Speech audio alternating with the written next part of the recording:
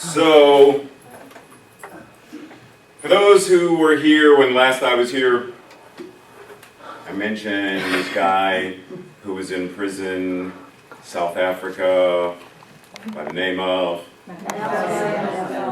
Okay, so today the theme is creativity, freedom, and choice. And the book of the month is, well, we'll get to that in a moment. But the book of the month is about a gentleman who spent a great many years also in prison, imprisoned wrongly, solitary confinement, then was exonerated, etc.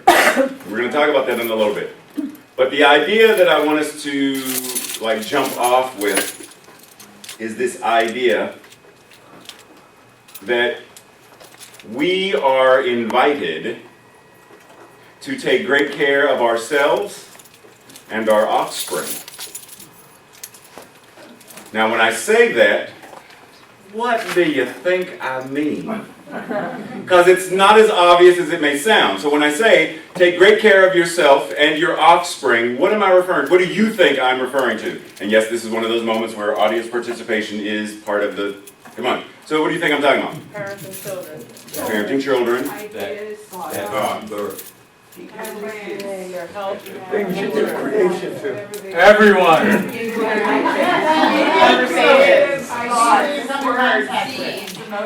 So, yes.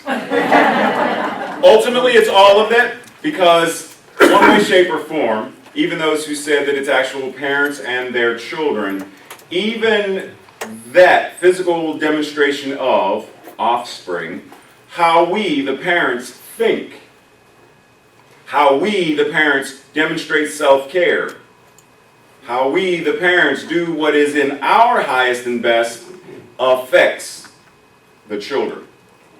So when we share with our children our physical, biological DNA, we're also sharing our emotional DNA, spiritual DNA, intellectual DNA, etc.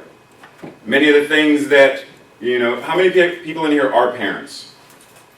Oh, it's the majority of y'all, okay. So how many times have we heard, or we may ourselves have said, children don't learn by what you say. Children learn by what they see, by what you do, what they observe.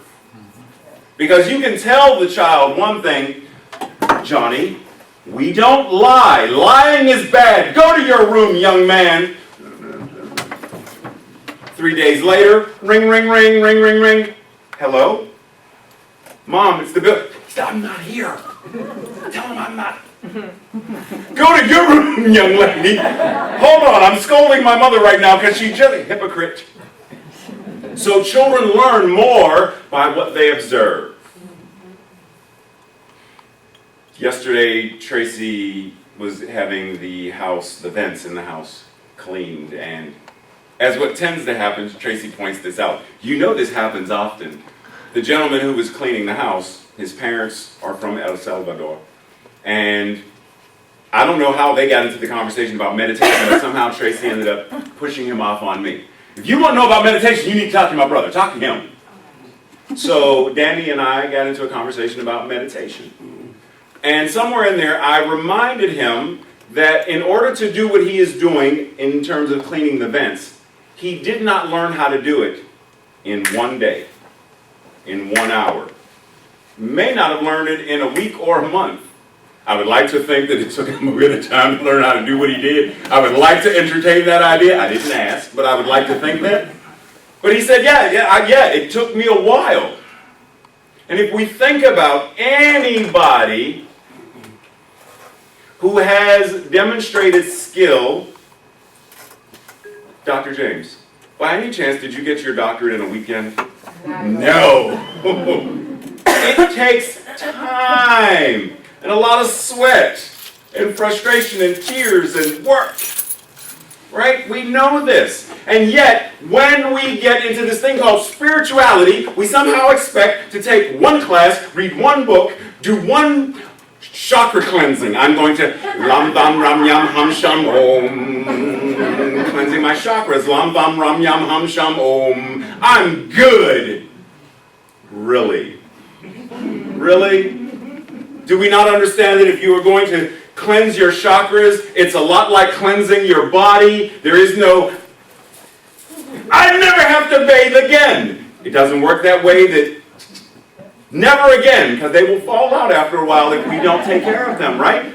We know, well, when we know it's a constant comb, brush, pick, braid, knit, whatever it is we're doing, we know it's a constant.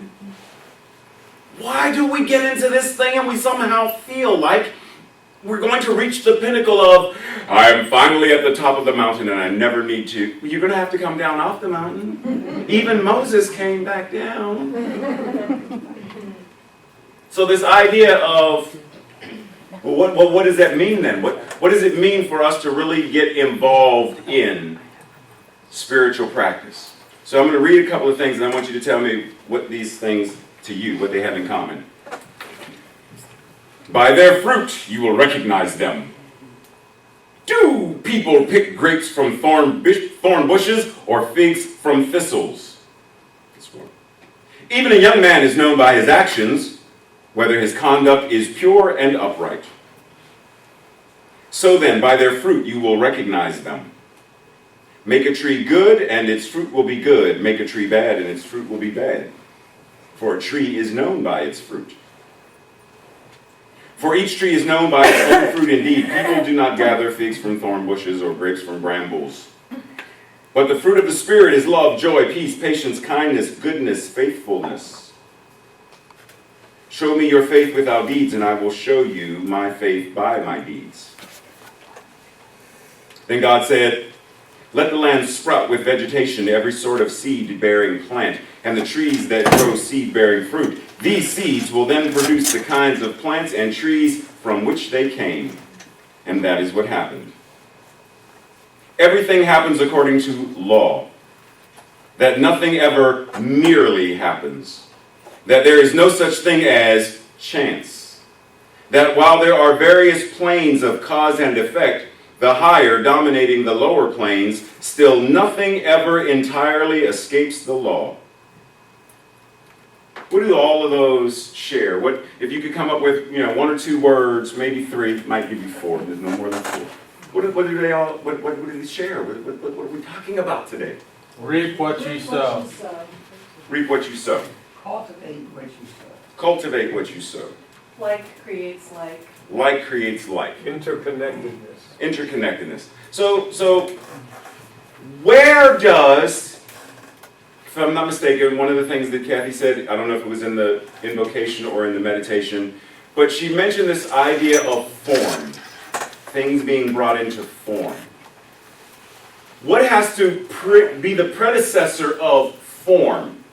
Something has to happen. Even when parents have children, there is something that must, unless your name is Mary and you're married to Joseph. And even then there was something, it just wasn't that. There is something that must predecess the birthing of this child. What must predecess form coming into being? Seed. Planting seed. Planting a seed, thought, germination, word, spiritual practice, all of that. And we know meditation is a spiritual practice. We know prayer is a spiritual practice. We know chakra-related stuff as a spiritual practice. We know the Enneagram as a spiritual practice. We know all these things as spiritual practices. But when we are not in the midst of those particular spiritual practices, there is still one thing that we are always doing. Thinking. Breathing. We're thinking all the time. Even when we are dreaming, that thing that is the mind is still working. Would it not really behoove us to really get control of this thing called the mind then? Amen. I mean, like to really master it to the degree where we control it rather than it controlling us. But we do not spend nearly enough time mastering our minds. And we can prove it just by following, like let somebody follow us around. Like I said, I use this often because Tracy does it to me often, and I actually do it to her quite often. We will remind one another, like accountability buddies, that So, that was a really great affirmation. Thank you for the reminder. When did you last meditate? Right? No, I'm just joking. But we are accountability partners. We remind each other. There are times when things are going to come up in this grand scheme of how we are demonstrating creativity. Because that's one of the things we're going to be talking about today is creation, creativity. And the idea is we don't create anything. It's already been created. Like the periodic chart, the elements on it have already been created. Even if some scientist goes somewhere and they're like, hey Bob, come here, let's dig here. Oh my goodness, it's plutonium. You didn't create it, you discovered it and you named it, but it was already there in the earth. Therein lies the idea that everything we could ever need to sustain us and nurture us and support life is already here.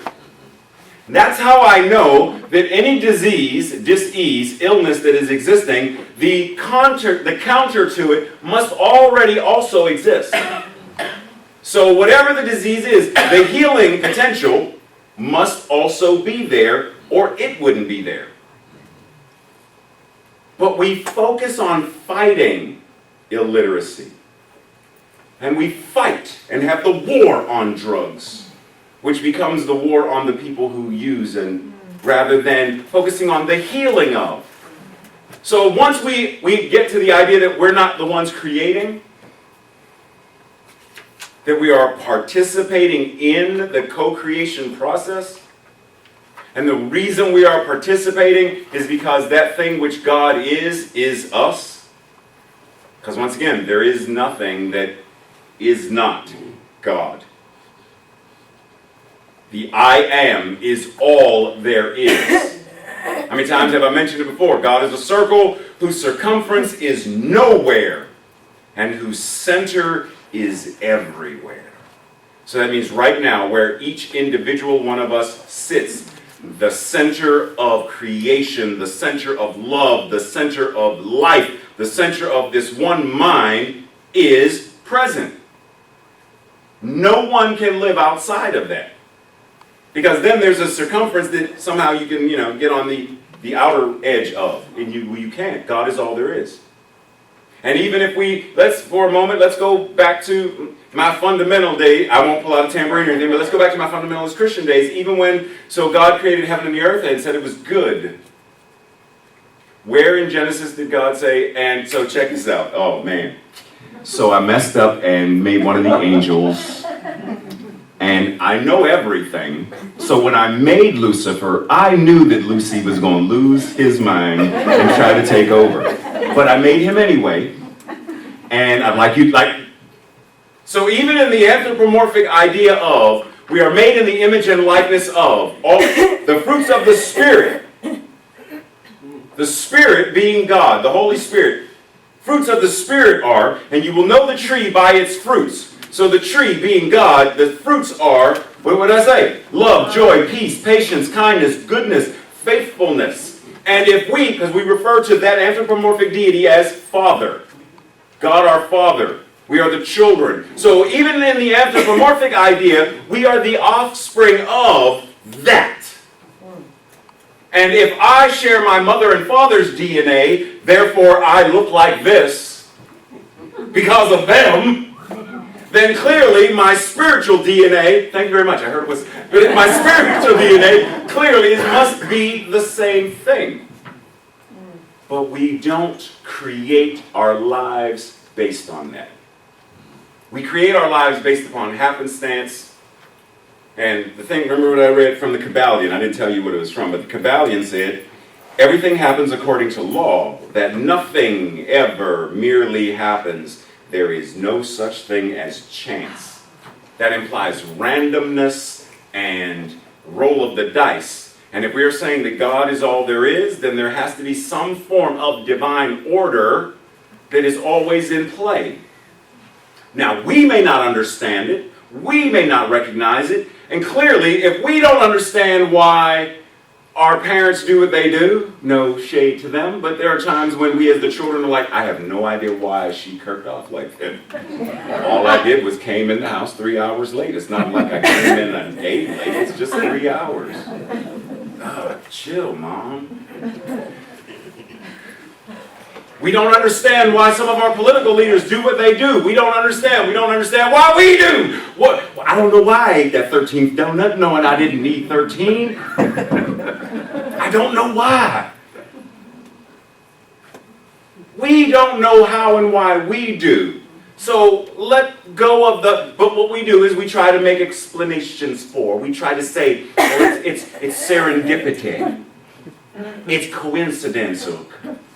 It's just luck of the draw. Didn't a few moments ago, didn't we say that part of this creation process is what comes out of this thing? So when we are adding vibration through vocal cords across the lips and tongue, we are speaking into, and God said, let there be light, and there was. And Ray said, and there was. Ray said, oh, I'm so sick and tired of.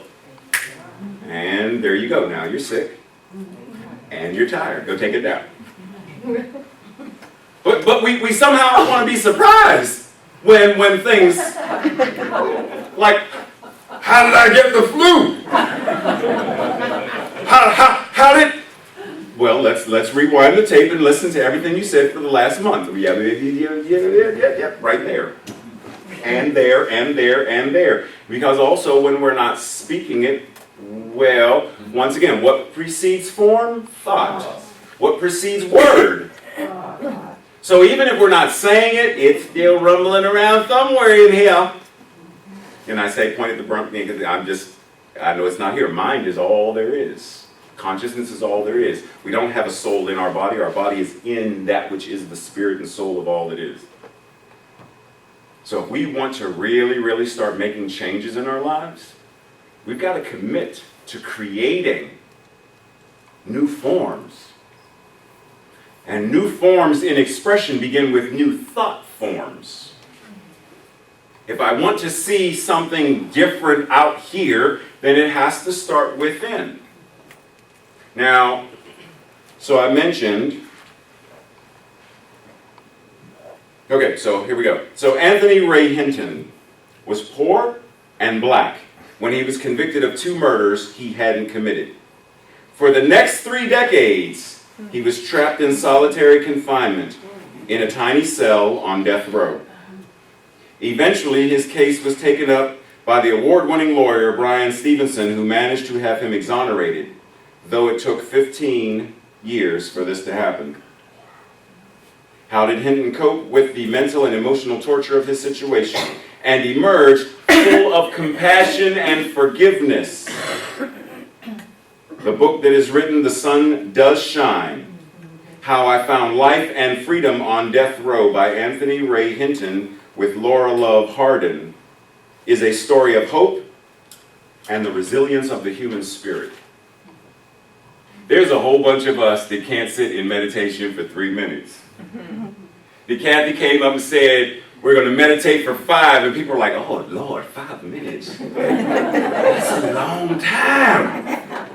You want me to just sit still and go home, shante, shante, home for 5 minutes? He sat in a box by himself for 3 decades. That's a long time. So for those of you who remember, I told you that my father, my birth father, was incarcerated for, and I mess up the number every now and then, just shy of 30 years. Like, he had to serve a life sentence, but he got out on parole, so he did like 28 and a half years, something like that, right? So he gets out of prison, and he and my mother reacquaint. They reconnect, because they knew each other as children. They get married, and you know what predecessed? There's me, right? So my father would tell me these stories of, because I used to ask, how in the world? Because y'all give me punishment. Go to your room. And I sit in my bedroom that was relatively large. Like, it might take me a couple of minutes to get from wall to wall. And you're telling me you could do this and touch the 2 walls. That's not big enough for my desk or my art supplies. And when I go in there, I get stir crazy in my room. I've got games, I've got my sketchbook, and I've got toys. I've got stuff to occupy myself, and I'm still losing my mind in my room because I need freedom. Give us free! How in the world did you sit in prison for as long as you did? And my father said, as a result of witnessing other inmates losing, like literally losing their mind. Inmates who would go to the work, like the shop area where, you know, they made license plates or whatever, and they would get turpentine and they would smuggle turpentine out, get to the mess hall, or cafeteria, get bread, pour the turpentine through the bread to filter out the impurities and drink it because they needed to get high. So they were drinking turpentine. And then within seconds would have a violent reaction and die. And he witnessed all of this. And he said, in order for me to maintain my sanity, I counted the bricks. 1, 2, 3, 4, 5, 15, 16, 17. This wall has 417. 1, 2, 3. And I did that until, now years later, I realized my father was doing a mantra. He was engaged in a meditative practice. It's not what he knew he was doing, but that's what he was doing. He occupied his mind. He learned every instrument that they had in the prison. Didn't master any of them, but it was to occupy his mind. Now here we are. Do we have this kind of mental fortitude that this gentleman had? To sit still long enough. He was in prison and came out with compassion and forgiveness after having been incarcerated wrongly for 30-some years. Nelson Mandela came out, compassion and forgiveness, and became president of South Africa. But we don't want to let go of stuff that happened yesterday, or when we were 10, or 10 plus 10. Where is the compassion and forgiveness? And not even necessarily the compassion and forgiveness we have for other people. Where's the compassion and forgiveness for ourselves? Because the moment we really get to the nuts and bolts of forgiving and having compassion for ourselves, it becomes a natural byproduct that it must be given to others. Because as the tree that does not want to forgive itself gnarls and if you knew how bad of a person I was, Gwen, you would never no, and I can't forgive me. But the moment I let the sap flow, life comes back into the tree. The branches stretch. Leaves start to grow. Fruit starts to form. And then when that bystander walks by, the apple drops. The pear drops. The fruit is there for anyone to receive. But it starts with us. So the ultimate thing of creation, the ultimate act of being able to create anything, boils down to how am I right here, right now, in this mind, in this space, with this heart, with these words and my actions. What am I demonstrating? What fruit am I producing? Am I producing toxins and things that no one would ever want to eat? Because I don't... I can't even put it back. Like, am I producing things that are not going to nourish anyone? Because if that's what I'm producing, that's what I'm creating, that's what I'm bringing and putting out into the world, then how do we ever create a world that works for the good and best of all? We don't. It stays a vision that will never be attained. It stays a nice little aphorism but it never changes. Creation isn't necessarily about bringing more stuff into the world. I want to create a new job, create a house, a dream home, create it, and build this, and create a bank account that has as much money as Oprah when. Okay, I'm done. I went on a tangent for the power of imagination. Creation isn't about that. Creation is about getting grounded with knowing that as we think and as we speak and as we act, that that which God is moving. In everything we do. When we wash dishes, God washing dishes. When we watch the news, it's God watching the news. But is it that judgmental God of damnation and hellfire who's watching the news? You blah, blah, blah, blah, blah, blah, blah, blah, blah, blah. Or is it a God of compassion and forgiveness who can recognize when others are still asleep? Can we bring that level of creation into our life experience? Someone said, where is it? Talk amongst yourselves for a second. Put stuff in here. So you know what? Ray's not going to read it because Ray don't know where it is right now. Make something up. So what I was going to say, what had happened was, no, so someone said that necessity is the mother of invention, right? And it's not necessarily necessity that is the mother of invention. It's desire. It's that part in us, because if spirit is, if God is, if the thing itself is, if this one mind is, infinite and ever-expanding consciousness. That's what we say in our We Believes. That it is ever-expanding consciousness. It is always growing. And if that's the tree, then the fruit of the tree should be demonstrating the same thing. Are we demonstrating ever-expansiveness? That desire to do a workshop, that desire to change something, that desire to become clean and sober, that desire to run for office, that desire to whatever that is the nudge of creation saying, I am ready to be this as you, in you, through you. So when we talk about the will of God, there is no will of God outside of you. Because that still implies that there's an anthropomorphic God that says, Mia, I brought you into this world in order to do this.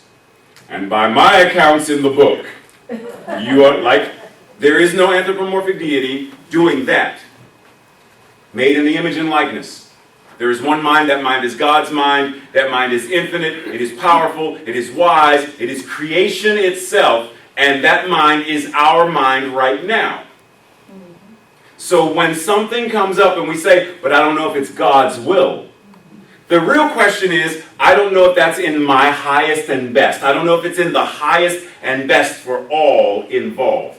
It's not about God's will. It's about, is that for the highest and best? Is that really what I am here to be or do? That's the real question. But see, for as long as we keep playing with the words of God's will, well, God in you. I got you, linguistic convenience, I got you, linguistic convenience. But at some point, in some way, getting to the point where we understand for ourselves, there is only God. It's all there is, right? And if that's all there is, then it's right here in us, moving through us, and literally showing up as us. So these are God's hands. And everything these hands do, on some level, is God doing them. So if these hands lock a child in a cage because they're Hispanic, then I am using the power of God to do that. If these hands go up to someone simply because I'm male and they're female and I feel that I have a right, then on some level I am using the power of creation to bring more death, damnation, and harm into the world. When I let these words curse someone out, when I let these words damn someone, then I am using the power of creation, the power of the universe, to bring more of that. Because if I were to ask you, actually, listen.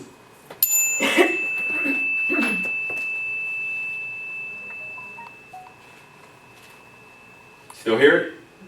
Yes. Tell me when you don't hear it anymore. Just raise your hand when you no longer hear it.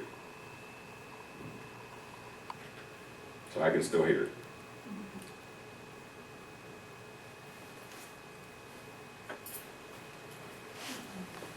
Okay, so the majority no longer hear it.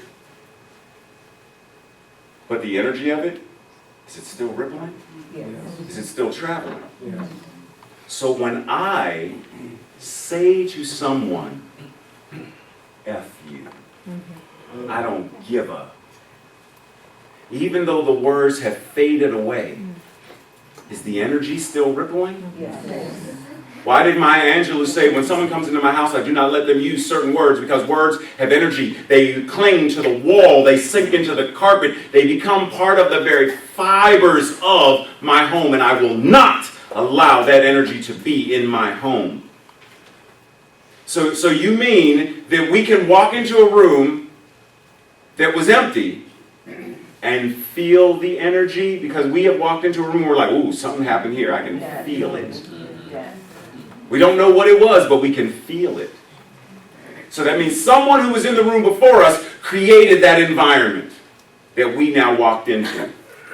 When do we become the stewards of making sure that we are tending and creating the environment that we want others to step into? You've heard me say this before. When you're walking through the supermarket, everything you touch, you leave an energetic fingerprint. You leave spiritual DNA on that box of Wheaties. You're looking for the box of Wheaties that has, Serena on it, and boom, got it. But you touch 16 others to find the one. What vibration did you leave on those other 16, though? When someone crosses your path and steps in your footprint, can they feel something that they can't explain, but something that shifts in them?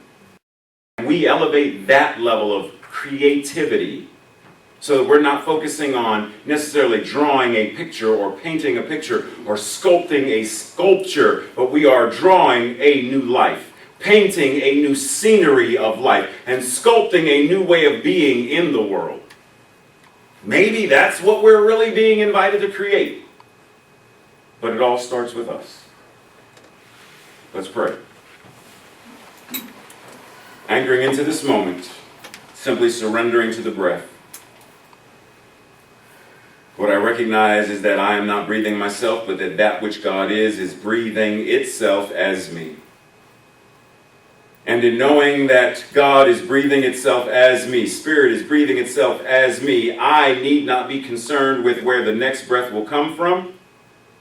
I need not try to control where the last breath goes. I simply surrender and allow the breath to be. And it is from this place of allowing, this place of surrender, that I speak what I know. God, in me, as me, is me. That which is the divine impulse of all creation, right here, right now, incarnating itself as me. I say incarnating itself because it is not a complete, done, over, finished process, but that which God is ever on the move. So it is always incarnating more and more and more, evolving more and more and more, growing, shifting, becoming more and more and more. More love, more light, more joy, more compassion, more forgiveness to such a degree that I know that I shall reach a time where I need forgive nothing. Because nothing can offend, nothing can touch that part of me that I ever need to forgive. More and more. And what I know is that God being all there is, that which is true for me must be true for everyone in this room. The infinite power of creation incarnating itself as every man, woman, child, every member of this community, every family member of everyone in this room, every friend of everyone in this room, and so on and so on and so on. God, all there is. Love, all there is. Life, all there is. And knowing that it is all there is, what I do now is call forth. I do not affirm it, I declare it, knowing that the joy of God is present right now.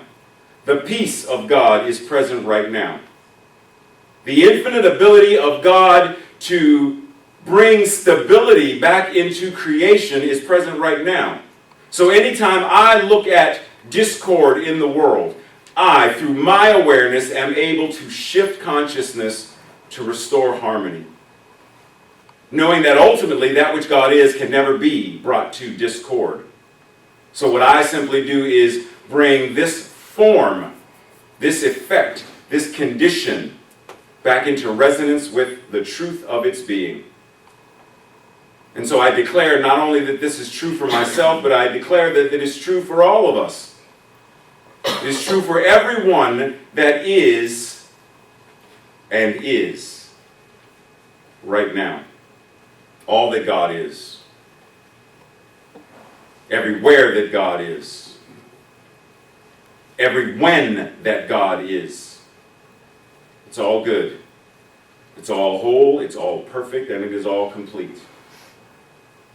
And so acknowledging this, I bring that awareness into form. I bring that awareness into the realm of effect. I bring that awareness into the condition of human life, global life, universal life. And so in gratitude, knowing that this is already in the mind of God, knowing that these words were already, they were predecessed by the thought. And as I said, there is only one mind. So these words came from that one mind and now are surrendered and placed back into the law of that one mind. Knowing that if it is already completely fully formed in the mind of God, then it is already done. And knowing it is done, I stand and witness with great jubilation and great joy and great excitement to be able to witness the power and the presence of love made flesh as each and every one in this room, this beloved community who is here to transform, transcend, and transmogrify, to bring into the realm of being a world that works for all. Knowing it is done, I surrender it, and together we say, and so it is.